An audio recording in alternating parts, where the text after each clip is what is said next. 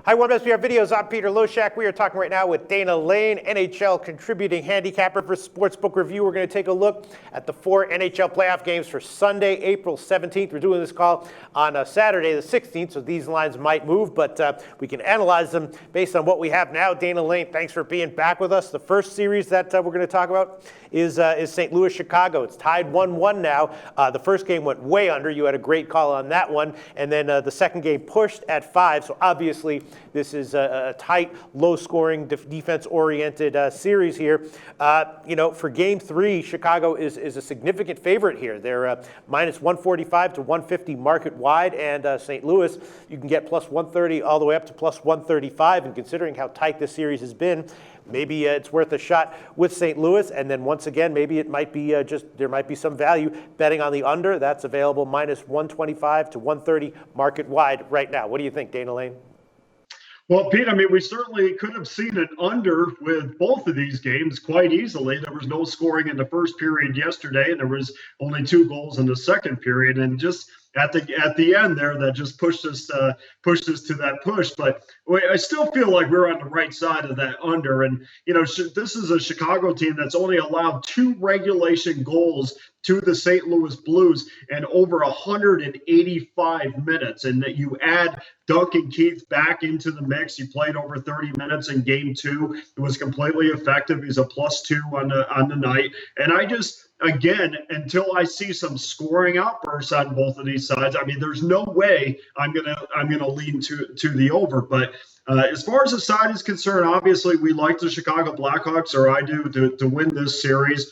The St. Louis Blues have only had 24 shots on an average in their first 2 games, and 33 out of the last 58 games between these 2 teams have gone under. So we're gonna ride Chicago to take a little bit of a hold on this series at minus $1.43, $1.44. It's you need to shop on that. Like you said, this is going to be a video that's done a day early. So shop on those lines. I think you will see some St. Louis money coming in, but let's ride with Chicago. Let's ride that under until we see something different. Okay, and then moving on to Tampa Bay, Detroit. Tampa Bay, obviously 2 nice wins in the first 2 games. Now the series moves to Detroit, and now Tampa Bay is an underdog market-wide. The line is a plus 105 to plus 110 currently market-wide, and feels like the edge that they had over Detroit was fundamental. It wasn't just that they were at home and they got a boost, and now they're going to have some troubles here. I'm not necessarily saying that I think Tampa Bay is going to get a sweep,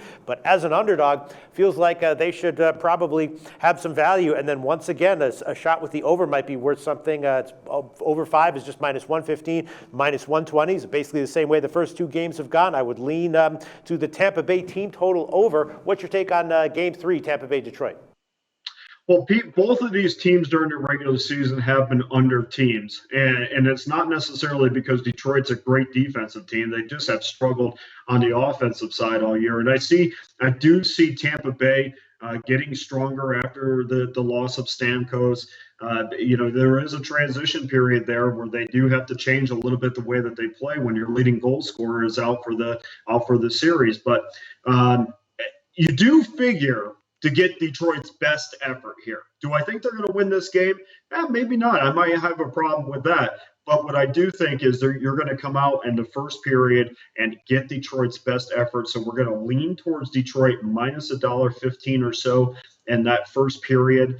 I do like the under in this game, but I certainly understand your points. In their last 7 meetings, the under has hit four times with 1 push, and both teams have been horrific on the power play. And the power play is usually what puts these games over. So if we're not scoring on the power play, it's very unlikely they're going to push this total over on just a 5-on-5. But you're getting even money on the under, and I might take a chance on that.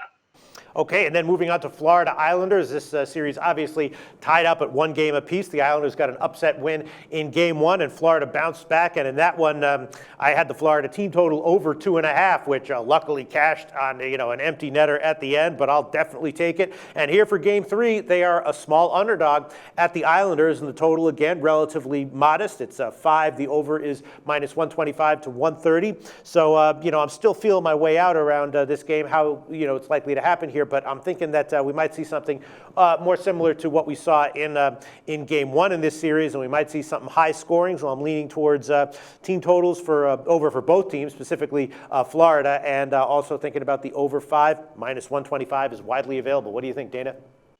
Yeah, Pete, I'm still interested to see in how Florida is going to respond with the loss of Trocheck. Here's a guy who's a fantastic two-way player. He's a plus 15 on the season. His loss, I think, puts them even offensively with New York. And of course, I'd like the Panthers to go a long way in the playoffs. But I think this series is going to be extremely difficult as we move on. I do need to see how Thomas Greiss responds in his first home playoff game for the Islanders before I go ahead and bet them for the rest of the series. But I do think you're going to get a solid effort out of New York. So what we're going to do in this game is we're going to take Florida in the first period. You're getting a very generous line. It should be around minus $1.05, $1.10 when this comes out. But then we're going to take the Islanders in the game at minus $1.17. And both teams start out extremely slow. So if I feel like that both teams are even offensively with the loss of Trocheck, we might get a spot where we can get both ends of the spectrum here. But I like New York at home in the first game, and then after that, that's when I think Florida starts to take over. All right, now with Nashville, Anaheim, we have Game 2 going tomorrow, and with Game 1, both of us felt the same way about the game. We weren't really sold on Anaheim. We thought that the under would probably be a good bet, and that Nashville was getting a little bit disrespected by being such a big road underdog, and turned out we were dead on. The total pushed, but Nashville, of course, did win as a pretty big underdog, and they're in the same range for Game 2. It's plus 140 all the way up to plus 147 at Heritage, market wide for Nashville, and the total once again is 5, plus 100 all the way up to plus 105. And I feel like all the same factors are in play here, just not sold on Anaheim's ability to score. Why would we not once again take a shot with Nashville as a decent-sized underdog and a shot with the under at plus 105? What do you think, Dana? Yeah.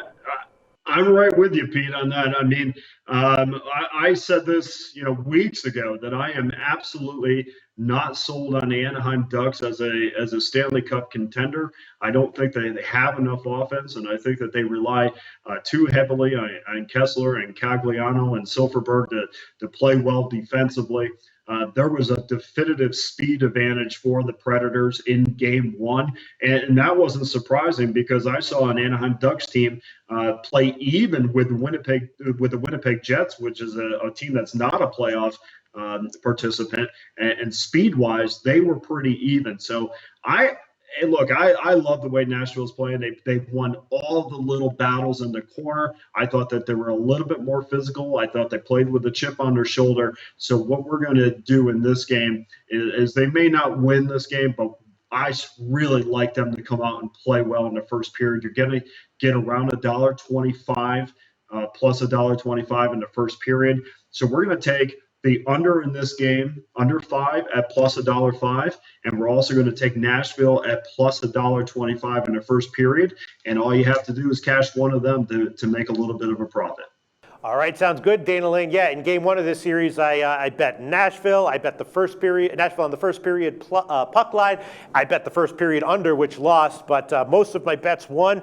And I think I'm going to be doing the exact same thing for Game 2 on Sunday. Dana Lane, thanks so much for your great insights as always, and we will be back talking with you on Monday for the Monday games.